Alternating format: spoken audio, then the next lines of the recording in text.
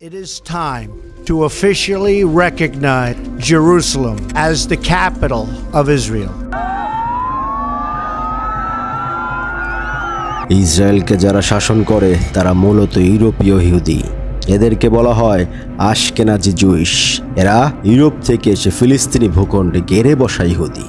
কিছু আরব ইহুদি আছে এখানে যারা আগে থেকেই ফিলিস্তিনে ছিল, আর কিছু অন্যান্য আরব দেশ থেকে এসেছে। এদেরকে বলা হয় মিজরাহি জুইশ। হিস্পানিক কিছু জুইশও আছে এখানে, তবে এলিট শ্রেণী হচ্ছে আশকেনাজি জুইশ। এরা মূলত জার্মান আর ফ্রান্স থেকে বিতাড়িত হয়ে ফিলিস্তিনিদের জমি দখল করেছে। এরা অসম্ভব উগ্র, জেনোফোবিক এবং ধনী। ইসরায়েলের এলিট শ্রেণী হচ্ছে এরাই। এদের কালচারের সাথে আরব ইহুদিদের কালচারে কোনোভাবেই মিলে না। ইহুদি ধর্ম অনুযায়ী মেসিহা, আমাদের মুসলিমদের অনুসারে দাজ্জাল, না আসা পর্যন্ত ইহুদিদের জন্য আলাদা দেশ গঠন করা পুরোপুরিভাবে নিষিদ্ধ। এই কারণেই অন্যান্য দেশের অর্থোডক্স ইহুদি এবং ইহুদি ধর্মগুরুগণ ইসরায়েলের বিরোধী, কারণ এই রাষ্ট্র ইহুদি ধর্মমতেও নিষিদ্ধ।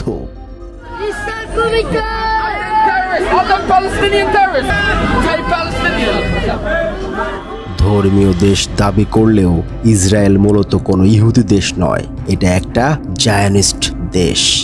সহজ ভাষায় বললে জায়নিজম হচ্ছে ইহুদি জাতীয়তাবাদের একটি পলিটিক্যাল টার্ম। জায়নিস্ট হওয়ার জন্য ইহুদি হওয়া শর্ত নয়, অর্থাৎ ইহুদি নন এমন ব্যক্তিরাও জায়নিস্ট হতে পারবেন। আবার ইহুদি মানেও জায়নিস্ট নয়। জায়নিজমকে বাংলায় সম্ভবত ইহুদিবাদ বলা হয়। ইহুদি ধর্মকে বলা হয় জুদাইজম।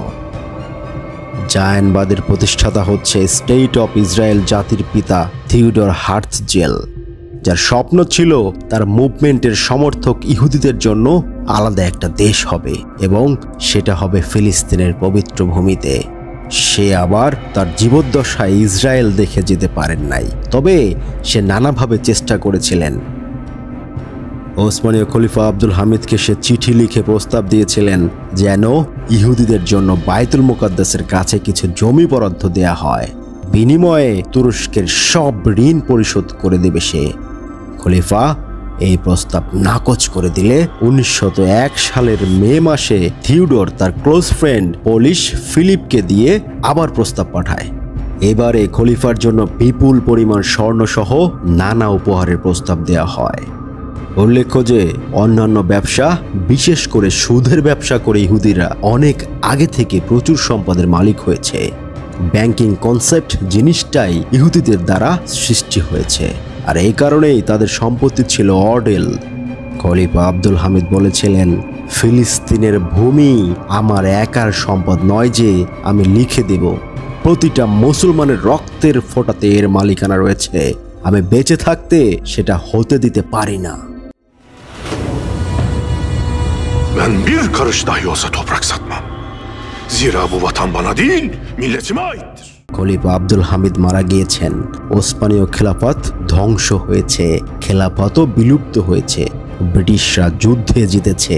থিওডর হার্টজেল মারা গিয়েছেন, কিন্তু তার আইডিওলজি দিনে দিনে শক্তিশালী হয়েছে, তার স্বপ্নের দেশ প্রতিষ্ঠিত হয়েছে।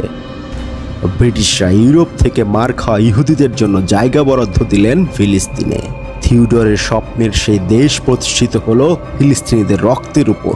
লাখ লাখ মানুষ উদ্বাস্তু হলো, ঘর বাড়ি এবং জীবন হারালো তারা।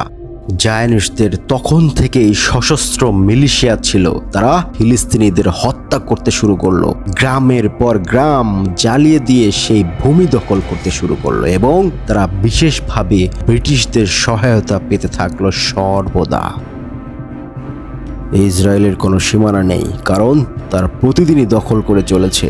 যে কোনো দিন ইহুদি সেটেলাররা এসে আপনাকে বলবে এই ঘর আমার, এরপর ইসরায়েলি পুলিশ এসে আপনাদের বের করে দেবে, পুরুষদের জেলে নিয়ে যাবে, তারপর বুলডোজার দিয়ে আপনার ঘর গুড়িয়ে দেবে। এরপর সরকারি টাকায় সেখানে ইহুদিদের জন্য ঘর বানানো হবে। নিজেদের শত শত বছরের ভিটে বাড়ি থেকে উচ্ছেদ হওয়া ফিলিস্তিনিরা একদিনে উদ্বাস্ত হয়ে গেল। রিফিউজি হিসেবে কোথাও না কোথাও আশ্রয় নিতে হবে তাদের। এভাবে তারা প্রতিদিন ঘর বাড়ি দখল করে নেয় আর ফিলিস্তিনিরা উদ্বাস্ত হয়। ইহুদিদের জন্য ঘরবাড়ি বানানোর জন্য যে টাকা খরচ হয় তার জন্য আমেরিকা থেকে সরকারি ও বেসরকারিভাবে টাকা আসে। আবার প্রতি বছর ইসরায়েলের জন্য প্রায় $4 বিলিয়ন সামরিক সহায়তা আসে আমেরিকা থেকে। পশ্চিমের সবগুলো দেশেতেই ইসরায়েলিদের জন্য ভিসা সম্পূর্ণ ফ্রি। নামি দামি ইউনিভার্সিটিগুলোতে তারা স্কলারশিপ পেয়ে থাকে। এর বাইরে প্রায় সব বড় বড় কোম্পানির $1 বিলিয়ন ইনভেস্টমেন্ট আছে ইসরায়েলের। তারা শিক্ষা খাতে ইনভেস্ট করে, গবেষণা খাতে ইনভেস্ট করে, ট্যুরিজম খাতে ইনভেস্ট করে। অন্যদিকে ফিলিস্তিনিরা আগামীকাল পর্যন্ত তাদের বাড়িটা থাকবে কিনা সেটাই জানে না, প্রাণ থাকবে কিনা, স্কুলটা থাকবে কিনা তাও জানে না। রাত বিরাতে এসে তল্লাশি চালিয়ে ইসরায়েলি পুলিশ যাকে তাকে ধরে নিয়ে যায়। অল্প বয়সে শিশু হলেও কোনো রক্ষা নেই। ফিলিস্তিনিদের সেনাবাহিনী কিংবা পুলিশ ফোর্স রাখারও কোনো পারমিশন নেই। ফিলিস্তিনি সিকিউরিটি ফোর্স নামে একটা বাহিনী আছে, তাদের ভারী কোনো অস্ত্র রাখার অনুমতি নেই। ইসরায়েলের সাথে এক চুক্তিতে এটা মেনে নেয় ইয়াসির আরাফাতের পিএলও। ফলে মাহমুদ আব্বাস নামের প্রেসিডেন্ট হলেও কোনো ক্ষমতা নেই তার। ইসরায়েল দখল করতে করতে ফিলিস্তিনিদেরকে এমনভাবে দখল করেছে, এক পাশে গাজা উপত্যকা, অন্য পাশে পশ্চিম তীর, মাঝখানে ইসরায়েল। ইসরায়েলিরা পৃথিবীর 160টি দেশে প্রায় ভিসা ফ্রি ঘুরতে পারলেও ফিলিস্তিনিরা এক জায়গা থেকে অন্য জায়গায় যেতে ইসরায়েলদের অনুমতি নিতে হয়।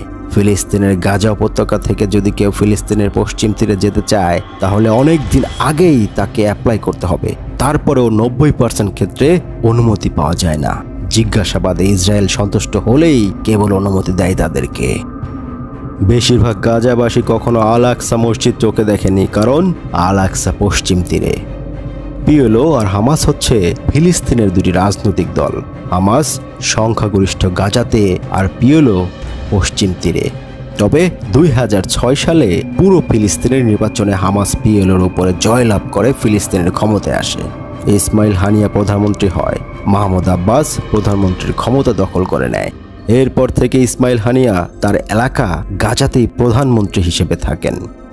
মাহমুদ আব্বাসের পিএলও ইসরায়েলের সকল শর্ত মেনে ফিলিস্তিন তথা পশ্চিম তীরে ডিমিলিটারাইজড করলেও গাজার হামাস সেটা মেনে নেয়নি।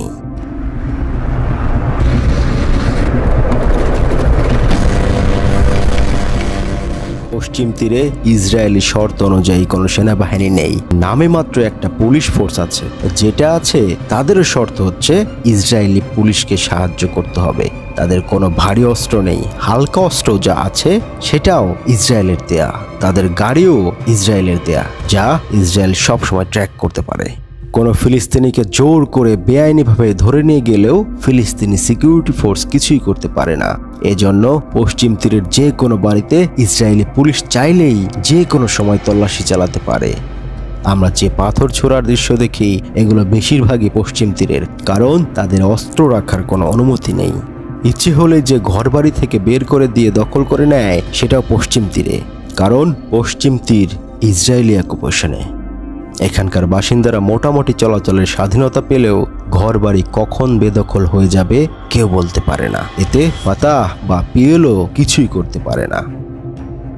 অন্যদিকে হামাস শাসিত গাজা উপত্যকা ইসরায়েলের কোনো শর্ত মানে না। তাদের মিলিটারি আছে, তাদের অঞ্চলে ইসরায়েলি পুলিশ ঢুকতে পারে না।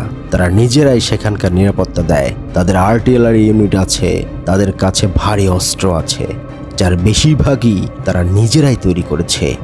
এখানে ইসরায়েলি সেটেলাররা তো দূরের কথা, ইসরায়েলি পুলিশ, ইসরায়েলি আর্মিও ঢুকতে পারে না। ইসরায়েলের শর্ত মেনে না নেয় গাজা উপত্যকাকে ইসরায়েল চারিদিক থেকে অবরুদ্ধ করে রেখেছে। গাজার দুদিকে ইসরায়েল, একদিকে মিশর আর একদিকে সমুদ্র। তাদের উপর Israel land, air and sea block দিয়ে রেখেছে। মিশর সীমান্তে আব্দুল ফাত্তাহ আল সিসি দেয়াল তুলে দিয়েছে। ফিলিস্তিনিদের চলাচলের জন্য মাটির নিচে সুড়ঙ্গ ছিল, সেগুলোও সে বন্ধ করে দিয়েছে। মোহাম্মদ মুরসি ক্ষমতায় আসার পর যখন মিশর সীমান্ত ফিলিস্তিনিদের জন্য খুলে দেয়, তখন ইসরায়েল মুরসিকে সবচেয়ে বড় থ্রেট হিসেবে নেয়। ইসরায়েল, সৌদ ও আমিরাত জোট মুরসিকে হটিয়ে সিসিকে ক্ষমতায় আনে। সে সময়ে সিসিকে সবার আগে অভিনন্দন জানায় সৌদি আরব। যদিও ইসরায়েলের উদ্দেশ্য আর তাদের উদ্দেশ্য ছিল ভিন্ন, কিন্তু লক্ষ্য ছিল একই। কপাল পড়ে ফিলিস্তিনিদের। এরপর থেকে ফিলিস্তিনিদের জন্য সেই সীমান্ত বন্ধ হয়ে যায়। সুড়ঙ্গ পথ ব্যবহারের জন্য মিশর সীমান্তে যে ঘরবাড়িগুলো ছিল বুলডোজার দিয়ে সেসব বাড়িও ভেঙে দেয় মিশর। হামাস শাসিত গাজায় শিক্ষার হার ৯৯%। ইসরায়েলি হামলায় ঘরবাড়ি ভেঙে গেলে সবার আগে তারা স্কুলগুলোকে ঠিক করে। তাদের একটা আন্তর্জাতিক মানের ইউনিভার্সিটিও আছে। গাজায় একটা বিমানবন্দরও ছিল, গাজা ইন্টারন্যাশনাল এয়ারপোর্ট নামে, যা ইসরায়েল ধ্বংস করে দেয়। পুরো ফিলিস্তিনে আর কোনো এয়ারপোর্ট নেই। হামাসের সাথে ইসরায়েলের ফুল স্কেলে 2 বার যুদ্ধ হয়। এতে ইসরায়েলি আর্মির ব্যাপক প্রাণহানি ঘটে। 2014 সালের যুদ্ধে ইসরায়েলি সেনাদের ব্যাপক প্রাণহানি ঘটালে ইসরায়েল পিছু হটে। জুলাইয়ের 8 তারিখ থেকে আগস্টের 26 তারিখ পর্যন্ত স্থায়ী এই যুদ্ধে প্রায় 100 ইসরায়েলি সেনা নিহত হয়। অপরদিকে 2000 ফিলিস্তিনি শহীদ হয়। কিন্তু ইসরায়েলের জন্য এটাও ছিল বিশাল ধাক্কা। গাজা উপত্যকায় খাবার, নিত্য প্রয়োজনীয় ঔষধ সহ চোরাই পথে আনতে হয়। ইরান চোরাই পথে অস্ত্র আর কাতার দেয় টাকা। এর বাইরে তুরস্ক সমুদ্র সীমা আর ইসরায়েলি সীমা ব্যবহার করে জাহাজ ভর্তি খাবার, ঔষধ ও নিত্য প্রয়োজনীয় পণ্য গাজায় পৌঁছে দেয়। একবার তুরস্কের একটা জাহাজ ডুবিয়েও দিয়েছিল ইসরায়েল। সৌদি আরব সহ অন্যান্য আরব দেশগুলো তাদের দানের একটা বড় অংশ ফিলিস্তিনে পাঠায়, তবে সেটা গাজায় নয়, বরং পশ্চিম তীরে যায়। ইসরায়েল হামাসকে বারবার বলেছে, তোমরা যদি আমাদের শর্ত মেনে নাও, সেনাবাহিনী বিলুপ্ত করো, অস্ত্র সমর্পণ করো, নিরস্ত্র হও, তাহলে তোমাদের অবরোধ আমরা তুলে নেব। তোমরা যেখানে চাও যেতে পারবে, আমাদের এখানে চাকরিও করতে পারবে, যা কিনতে চাও তাও কিনতে পারবে। মাহমুদ আব্বাসের পিএলও পশ্চিম তীরে এই শর্ত মেনে নিলেও ইসমাইল হানিয়া আর খালিদ মিশালের গাজা উপত্যকার হামাস সেটা মেনে নেয়নি, যার কারণে তারা আজ অবরুদ্ধ।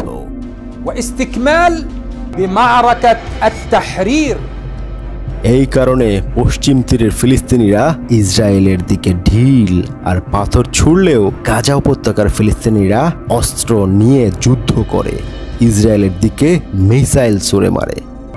প্রায় $4 বিলিয়ন বার্ষিক সামরিক সহায়তা, বিলিয়ন ডলারের শিক্ষা এবং রিসার্চের ইনভেস্টমেন্ট, প্রায় ভিসা ফ্রি ট্রাভেল, নামি দামি ইউনিভার্সিটিতে scholarship, America, Canada, Britain, Australia, ইউরোপের 19টা সাপোর্ট, এত কিছু পাওয়ার পরেও ইসরায়েলের সাথে অবরুদ্ধ ফিলিস্তিনের তুলনা করার সময় আপনারা যারা ইসরায়েল জ্ঞান বিজ্ঞানে কত এগিয়েছে অথচ ফিলিস্তিন জ্ঞান বিজ্ঞানে আগায় নাই কেন বলেন?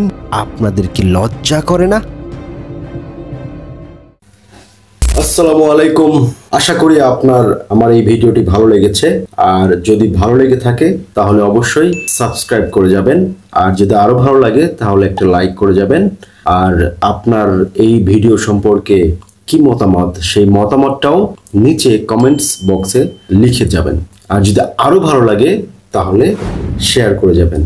ধন্যবাদ।